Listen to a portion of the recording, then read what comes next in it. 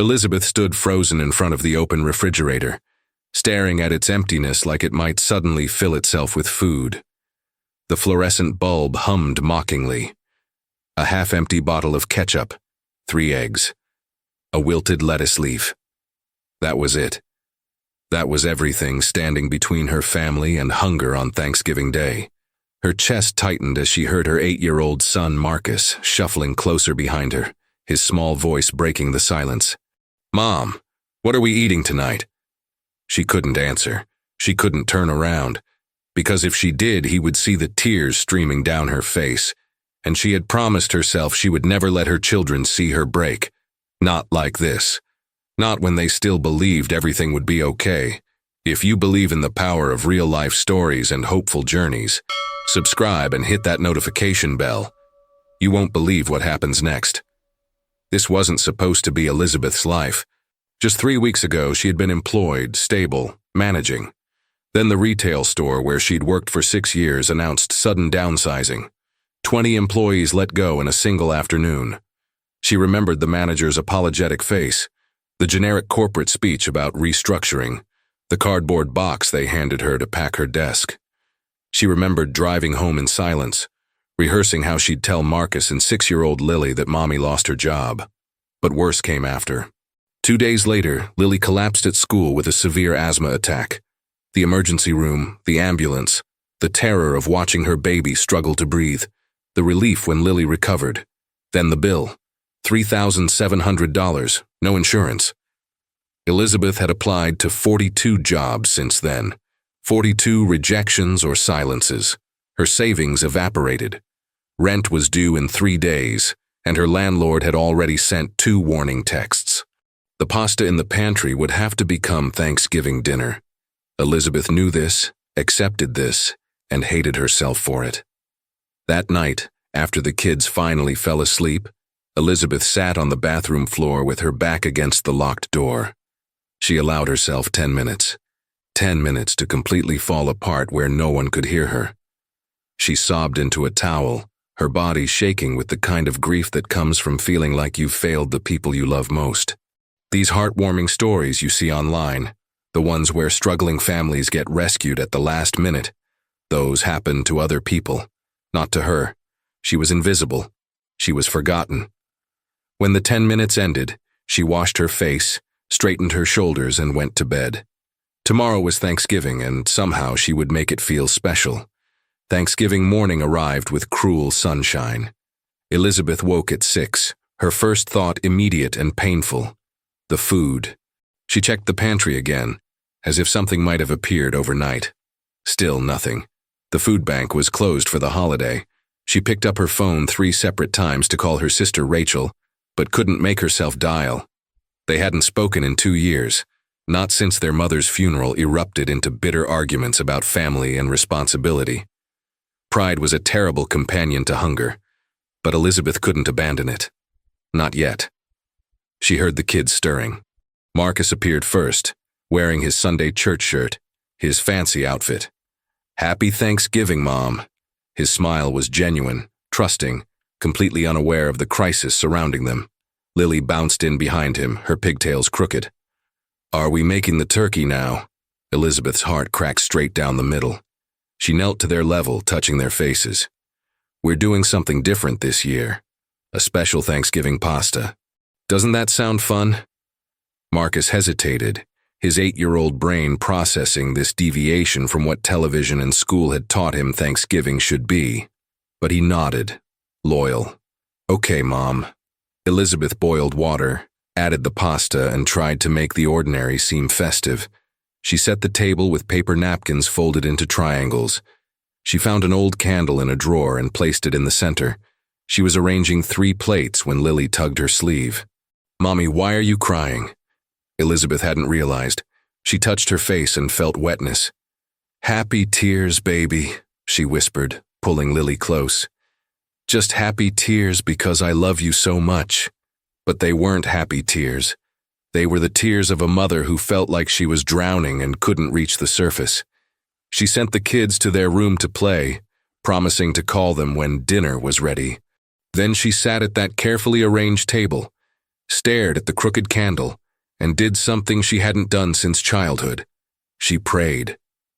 Not to anyone specific, just to the universe, to fate, to whatever might be listening.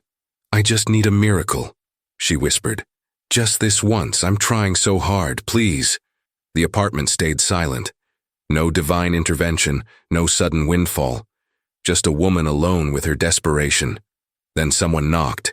3 firm raps that seemed impossibly loud in the quiet apartment. Elizabeth froze. She wasn't expecting anyone. Through the peephole, she saw a woman she didn't recognize. Maybe 60 years old, gray hair pulled back holding several grocery bags. Elizabeth's first thought was that the woman had the wrong address.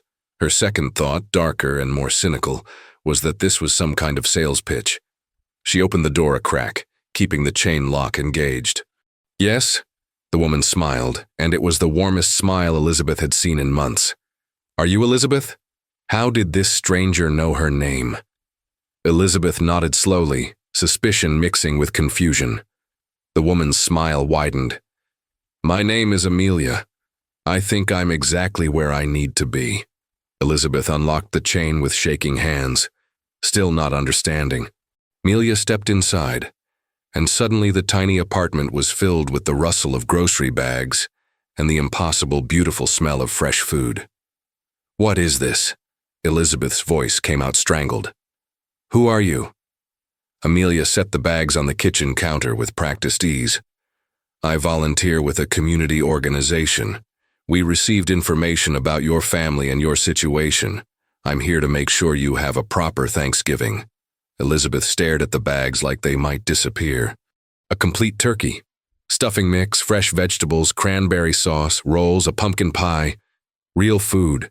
Thanksgiving food. Her legs felt weak. "I don't understand. I didn't ask anyone for help.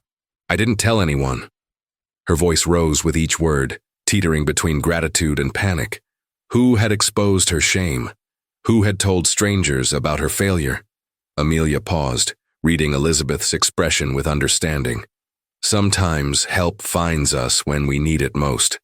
And sometimes accepting that help is the bravest thing we can do. The kids appeared then, drawn by the commotion and the smell. They stood in the kitchen doorway, eyes enormous, staring at the miracle unfolding on their counter. "Is that real food, Mommy?" Lily whispered, as if speaking too loud might break the spell. Elizabeth couldn't answer. She was crying again, but this time the tears were different. These were the tears of someone who had been drowning, and suddenly felt solid ground beneath their feet. Amelia kept unpacking, chatting gently with the children, asking their names, complimenting Marcus's fancy shirt.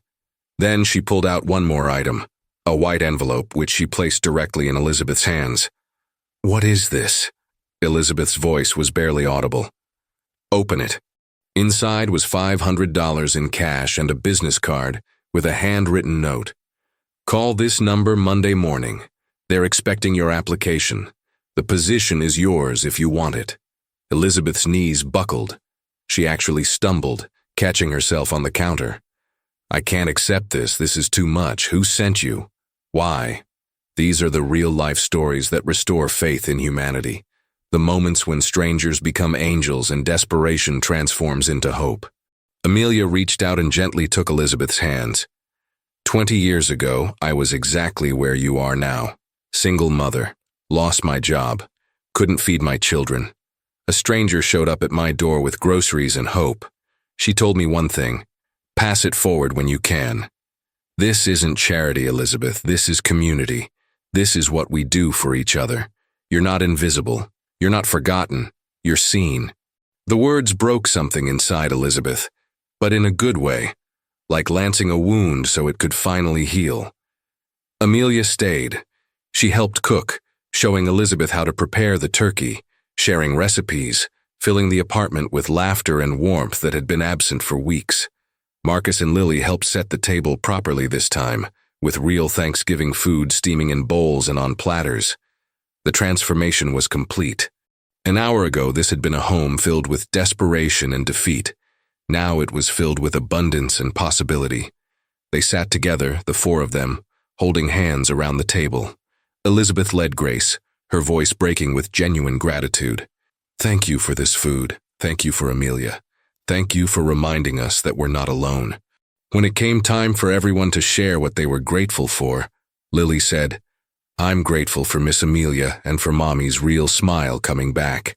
Elizabeth looked across the table at this stranger who had become an angel and asked the question burning in her heart, how can I ever repay you? Amelia's answer was simple and profound. Pass it forward when you can, that's all.